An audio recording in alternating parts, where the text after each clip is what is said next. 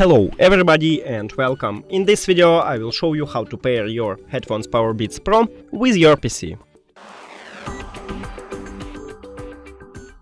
You have to start by click at the Windows button on your keyboard and write Bluetooth. Then click Enter.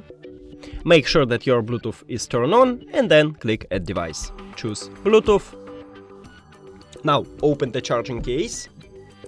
And it should enter to prank mode automatically, but if it doesn't, just press and hold connection button right here for at least 3 seconds. And now click on your headphones at the device list.